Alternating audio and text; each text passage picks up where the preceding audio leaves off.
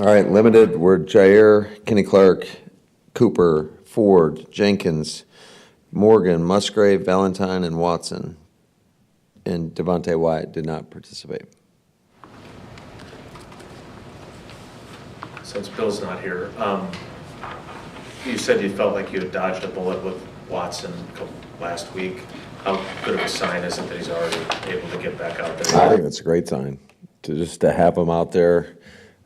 Certainly, we all know what he brings to our offense, to our football team, and we missed him last weekend. So we're really excited to get him back there, and hopefully he continue to progress throughout the course of the week, and we'll see where we're at on game day. If Wyatt was bad enough, you guys would probably obviously put him on injured reserve. Are you hopeful that even if it's not this week, it's not too far away that he could be back? Yeah, that's a hope. But today, I mean, obviously he was out of the boot, which is a great sign, and moving around. So we'll just continue to progress him through. Jaden Reed obviously had a great year for you last year. His numbers even better this year. What's the difference you saw in his game coming into this season and what you've seen so far? Where has he grown the most? I just think the work that he's put in, and it wasn't just while he was here, it was all the work that he did in the offseason getting ready for the season. I think he's got a great understanding of our offense and what we're trying to accomplish, and how he just has learned all the little details in order for him to go out there and make those plays. And you know, he's a legitimate weapon both in the pass game and in the run game, and then he brings an element of physicality and tenacity on the perimeter that I think all our receivers embody, quite frankly, and do a great job in the run game, just digging out safeties or blocking corners or cracking on linebackers, whatever we ask them to do, and they never flinch. And I don't think, just when you look around the league, I don't think you can say that about every group, but I think you can say that about our group. Cardinals did a great job running the ball against the 49ers. What is it about their running attack that makes them difficult to contain with Murray? Well, Connor is he's a beast. He's a big physical back that is more elusive than he leads on, just in terms of for a bigger guy. And then you got Kyler Murray, who's able to, whether it's a zone read that he takes to the house for 50 yards or whatever it was, or just trying to contain him in the passing game. I mean, you got to defend for a long time when he's got the ball in his hands, because he can throw within the timing of the play, or he can make it go off schedule. And I mean, we showed the guys a bunch of clips of him just making multiple defenders miss in the pocket, and his ability to create and extend and make those off schedule chunks down the field. He's extremely dangerous. I think he's probably playing as good as he's ever played. I think he really looks good. So it's going to be a great test for our defense. How big of a challenge is Marvin Harrison, just with what he's put on film so far this year? Tremendous challenge. You know, I think he's a long physical receiver that is capable of making great plays down the field. I think, you know, and he's what's scary is he's still learning the NFL game. So I think he's going to be a star in this league for a really long time. Is it easier to convince a first-year guys, starting quarterback, to throw a bunch of checkdowns than it is a second-year quarterback who's had some success throwing the ball down the field? Would you like to see him hit more checkdowns than he has so far? I'd like him to hit whatever the play calls for, whatever the defense calls for. And if that means to hit a check down, absolutely. I just want him to read each play as its own. And no matter what has happened before, either positively or negatively, take each play for its own entity. And, you know, that's how we're always going to coach a quarterback. And I do get that there's a time and a place where you might take a little bit more risk depending on certain situations. But I think for the most part, we just want them to read each play true. I think a lot of it, you know, when you might take a little bit more chances is if you're in a 2-minute situation and time is of the essence, where you might be a little bit more aggressive, trying to fit the ball into a tighter window potentially. But for the most part, we want them just to read everything true. If If you're getting a lot of two-shell looks, though, you're more likely to get open checkdowns than you would be anyway. Well, yeah, traditionally, that's how it's most two safety defenses. It's a little bit harder to push the ball down the field. But that really hasn't been the case the last few weeks. I mean, we got almost predominantly, there were, I want to say about 10 stamps, so maybe two shell the last game. We're getting a lot of single high. Would you say it was business as usual amongst the team with Romeo returning? Yes. Now that it's behind you, I wanted to know if you would tell us how difficult it was to make the decision to suspend him, because coaches don't want to suspend players. It's hard enough to get through a season. Yeah, it's always, you never want to get to that point.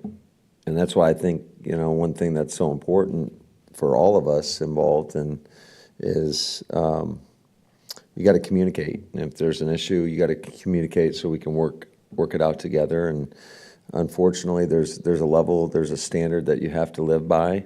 And if you don't, there's going to be consequences. And I've made that very clear to our team. There's a level of professionalism, but you know what? Each moment is a learning experience. And like I mentioned last week, it was a one-off, and we're moving forward. How you reconcile that, is that as important to you as a coach as any game planning that you would do as well as part of your leadership role?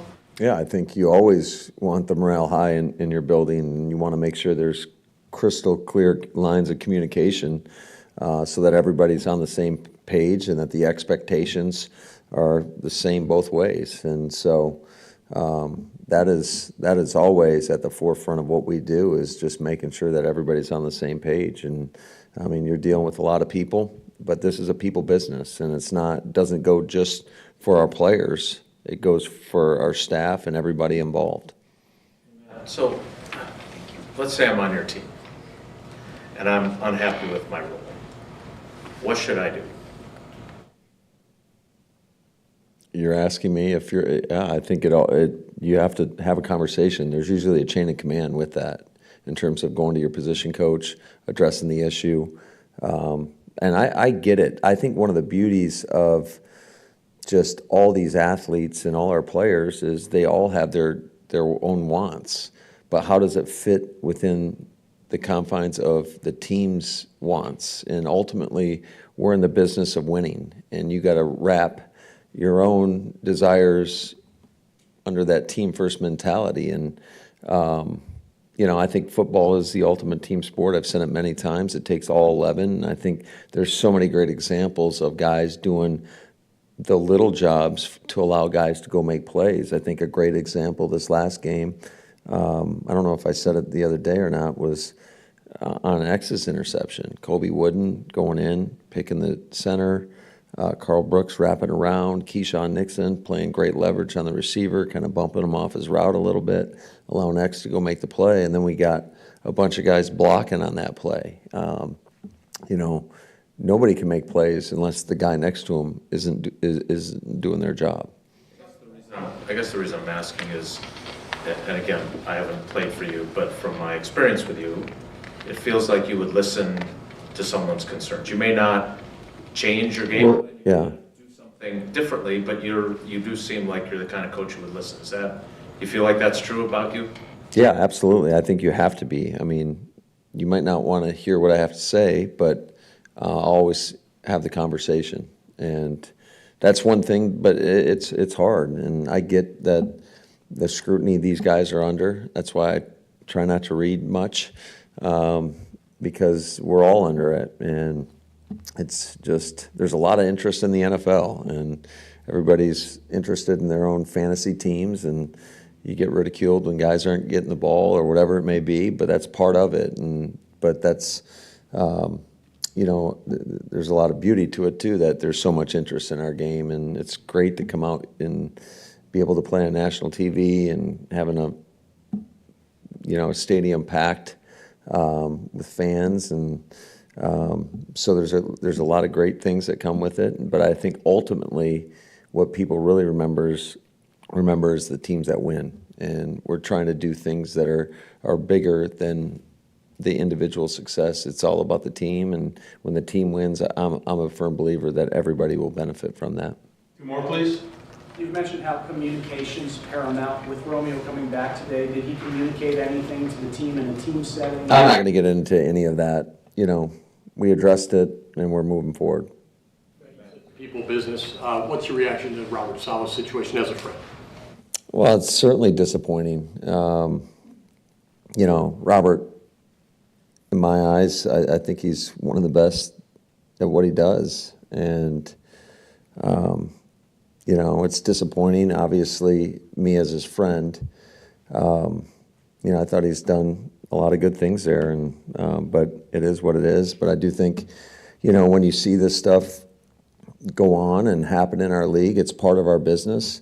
But it certainly makes you appreciative of where you're at right now with the Green Bay Packers and just the kind of leadership that we have here. And, you know, what an honor it is to work for this great organization where we've gone through some ups and downs at times, and they were so supportive. So it definitely makes you pause for a minute and think about that.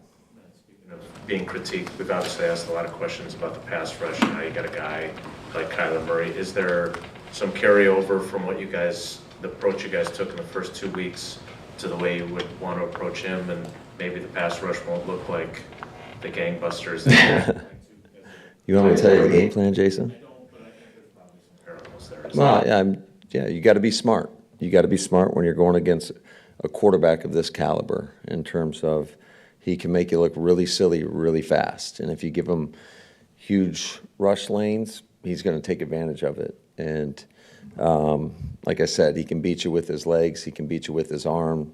I think he's got a lot of talented players around him. I think they're really doing a nice job. So it's going to be a great test for our football team. Thank you guys. Thanks, guys.